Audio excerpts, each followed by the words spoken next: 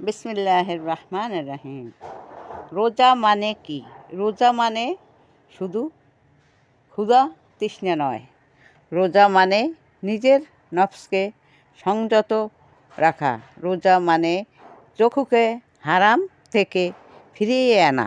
রোজা মানে জিহ্বাকে গীবাত ও মিথ্যা থেকে রক্ষা করা।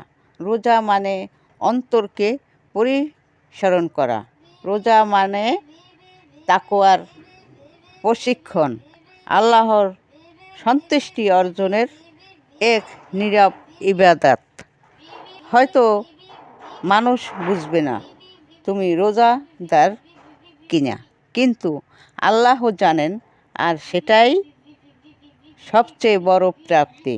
আমরা যেন 30টা রোজা এবং তারাবিহের নামাজ ঠিকমতো আদায় করতে পারি। আমিন।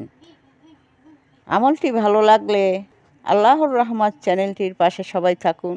চ্যানেলটি সাবস্ক্রাইব করুন, লাইক করুন। ধন্যবাদ সবাইকে।